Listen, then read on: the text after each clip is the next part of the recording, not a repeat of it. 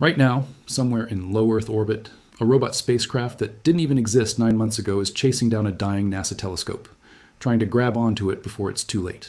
The telescope is called Swift. It's 22 years old, it cost $500 million to build, and for the last 2 years it's been falling, silently losing altitude every single day, on track to burn up in Earth's atmosphere before this year is over.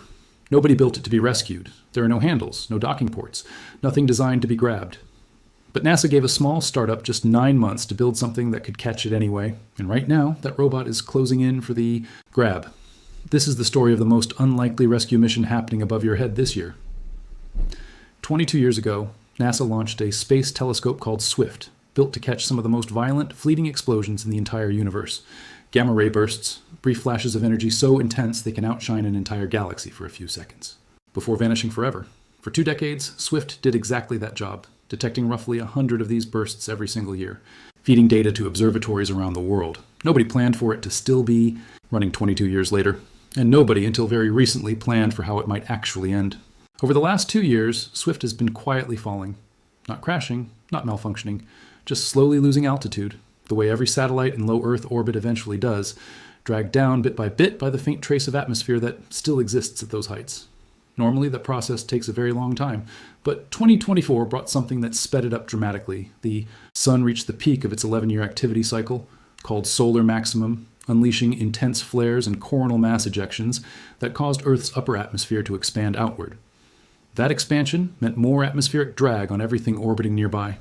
And Swift, which has no propulsion system of its own, no engines, no way to boost itself back up, had no way to fight back. By last September, NASA's own estimates were stark. There was roughly a 50% chance Swift would suffer an uncontrolled re-entry into Earth's atmosphere by the middle of this year, and a 90% chance by the end of it. NASA had already been forced to scale back most of Swift's actual science operations, specifically to reduce drag and buy a little more time. The telescope that had spent 2 decades watching the most extreme events in the universe was now just trying to survive. Here's the thing, though. Swift wasn't obsolete. It wasn't broken. The instrument still worked. Astronomers still considered it genuinely valuable, precisely because there's no ready replacement currently in orbit capable of doing what it does. Losing it wouldn't just be losing an old satellite. It would be losing a working capability nobody else currently has. So instead of letting it fall, NASA decided to try something that had never been fully attempted before, sending a robot to catch it. In September of last year, NASA awarded a $30 million contract to an Arizona-based startup called Katalyst Space Technologies, beating out competing proposals from other companies in the growing satellite servicing industry. The assignment was almost absurdly tight. Design, build, test, and launch a spacecraft capable of finding Swift in orbit, physically grabbing onto it, and boosting it into a safer, more stable altitude, all within about 9 months. According to Kieran Wilson, the principal investigator for the project, this was, in his own words, an absolutely unprecedented development timeline for a mission like this. And there was a deeper problem underneath the tight schedule. Swift was never built to be serviced. It has no docking ports, no designated grab points, nothing engineered to make this kind of rescue easier. As Katalyst's CEO Gunhee Lee put it plainly, Swift wasn't designed to be serviced, full stop. Whatever spacecraft they built would have to figure out how to grab something that was actively working against being grabbed using nothing but improvised engineering and careful planning. What they built is called Link, a 935-pound robotic spacecraft, carrying 3 separate sets of thrusters and 5 different sensor systems, designed to operate almost entirely autonomously once it gets close to its target. Instead of a single mechanical claw, Link uses 3 robotic arms, each ending in a hand-like gripper, designed to work together to secure a firm hold on a satellite that was never meant to be held onto by anything. Getting Link into space came with its own strange story. Because of the specific orbit Swift sits in, the launch required an unusual rocket, a Northrop Grumman Pegasus XL, an air-launched vehicle that hadn't flown a single mission since 2021. Instead of lifting off from a traditional launch pad, the rocket was carried aloft underneath a modified L-1011 aircraft nicknamed Stargazer, which climbed to roughly 40,000 feet above the Kwajalein Atoll in the Marshall Islands, out over the Pacific Ocean, before releasing the rocket mid-air. From there, the rocket's motors ignited and carried Link directly into Swift's orbit. According to NASA's own account, once in orbit, Link began a month-long journey to close the distance with Swift, aiming to get within roughly 6 miles of the telescope before beginning its final, extremely delicate approach. From there, it needed about another week of careful maneuvering to actually rendezvous, matching Swift's speed and position precisely enough for its robotic arms to reach out and physically secure a grip on a satellite that's tumbling.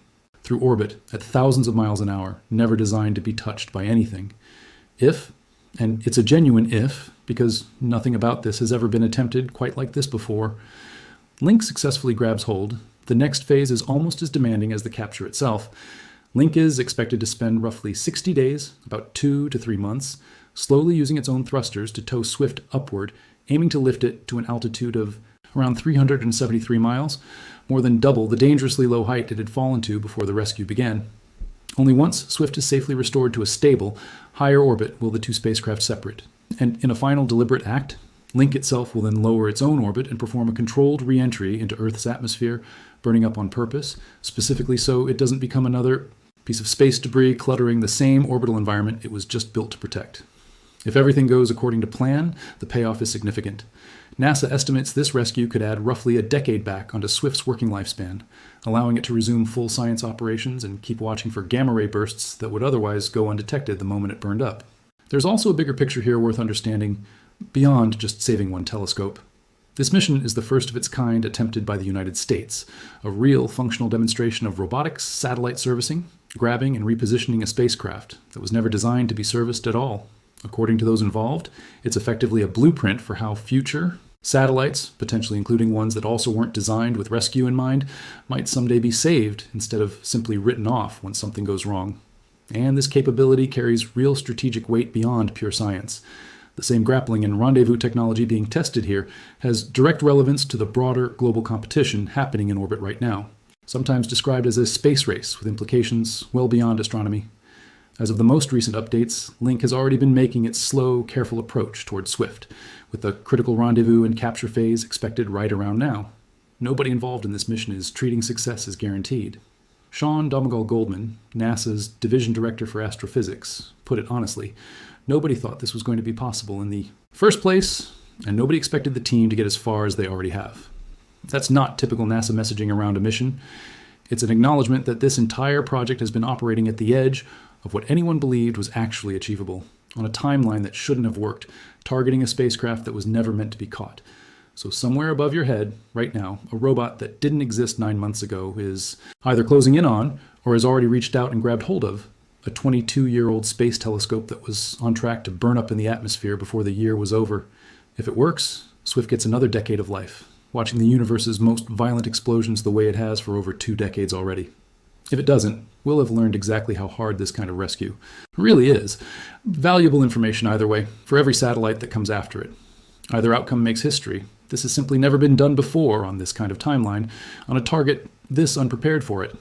If you want to know whether the rescue actually succeeds, subscribe and turn on notifications, because we'll be covering the result the moment it's confirmed. Drop a comment with whether you think Link pulls this off. And share this with someone who thinks nothing exciting happens in space anymore, because right now, in real time, a robot built in 9 months is trying to save a dying telescope nobody thought could be saved.